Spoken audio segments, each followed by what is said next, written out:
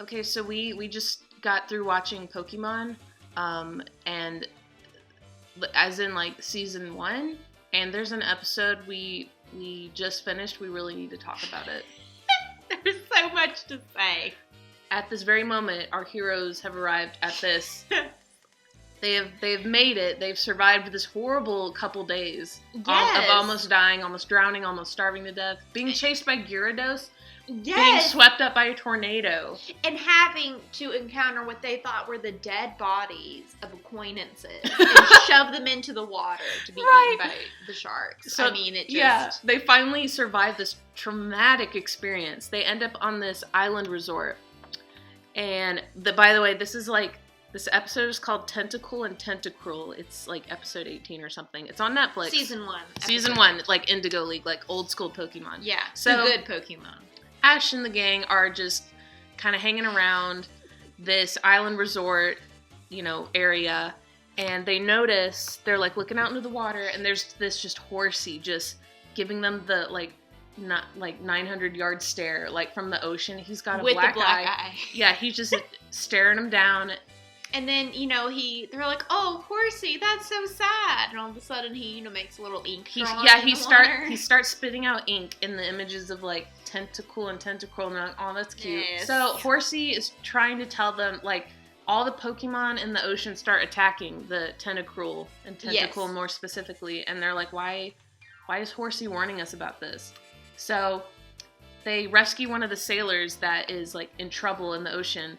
And he's like, he's all delirious, and he's like, I gotta tell my boss. And then they find out his boss is Nastina. Mm-hmm. Nastina. You can only imagine. Nastina is this she's probably in her mid to the late crack addicted, 50s.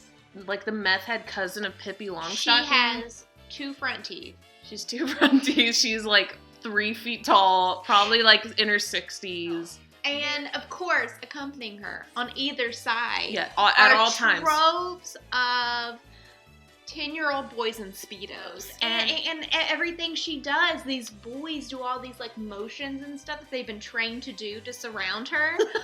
Nastina is, like, this wealthy, like business tycoon. She's trying to open her own hotel, like, right on top of a coral reef, and the Tentacle don't like it. So that's why they've been attacking people.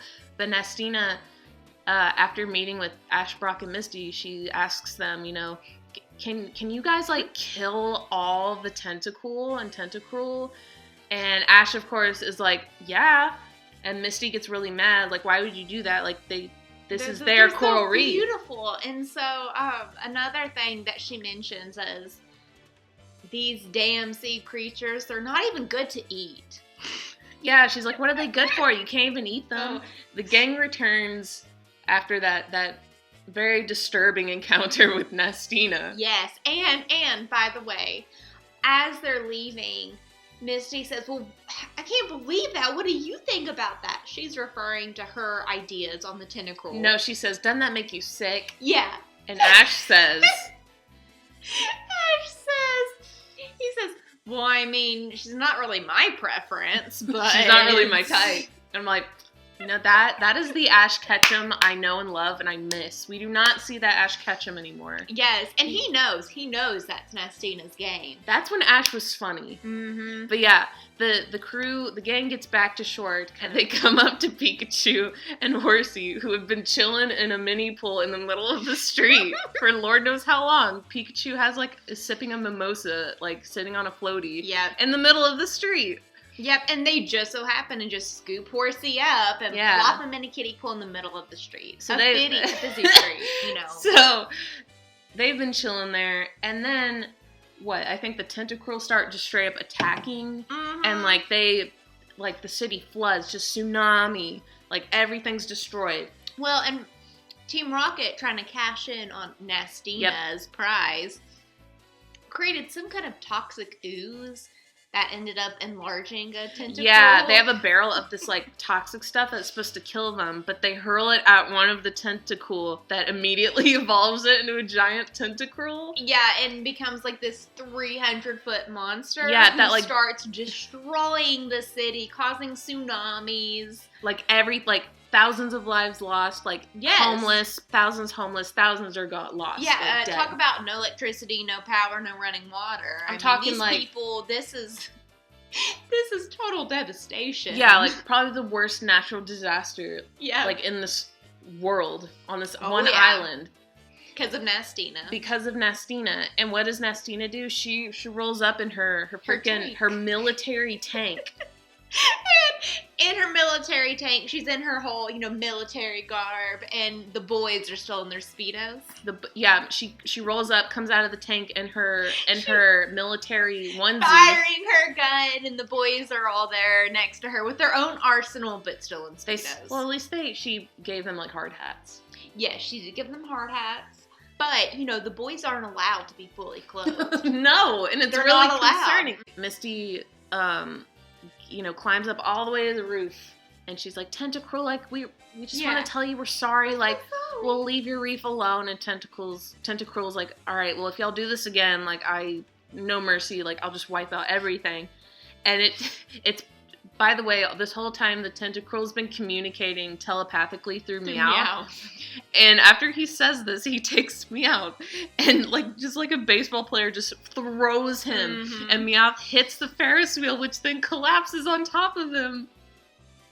I guess that's why they call him Tentacruel. At the very end, I think, doesn't Tentacruel hurl her into the air? Yes. And then she crashes. You see another lady who looks like Nastina. Yes, and you assume at first that's Nastina. Yeah, you think oh, she's moved on to. Or you're like, okay, I guess that's wherever she was thrown. Right, but no, Nastina crashes from the sky into this other Nastina-looking person. That's her cousin. Yes, Brutella. Nastina's cousin Brutella, who looks identical to Nastina. You gotta love the creativity. Because that's how cousins work. It's totally how they work. I know, my cousin, identical. It's crazy. Yeah, we look the same. And you know what? And I bet you're also both evil, too. And have similar evil names. And this city has been destroyed. Skyscrapers are cut in half, leaning to the side. The whole city's flooded. And Tentacruel is fine, I'm gonna leave now, and everyone's like, yay, and I'm like, dude, you're all out of jobs, you're probably gonna have to move, you're probably gonna be homeless. Yeah, insurance doesn't cover that much. Yeah, does insurance cover giant, octopus attacks? Or jellyfish? I know, that's another thing, is I wonder in Pokemon World, in all reality, insurance. What, you get a Charmander, or your kid for his starter Pokemon, let's say he gets a Charmander, burns the house down. What are you gonna do? Gets a Pikachu and, ends up destroying your electrical system. Well, in a world where mothers send their 10-year-olds out on adventures, I doubt it. In the woods alone.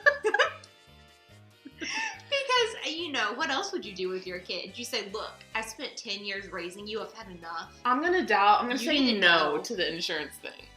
You just need to go, they say. In a world where you're sending out your underage child to survive by themselves, to capture animals that have superpowers, and then to make them fight other animals with superpowers, I don't think there's insurance. And to make them go into the woods with the animals, with the superpowers that all want to kill them. To fend for themselves. Completely. Yeah. Cheers to, Nastina. No, we're not cheering to Nastina. We'll cheer our Trulies to, in the hopes that Nastina gets caught by the police. Cheers. Amen. Cheers. Cheers. Kanpai.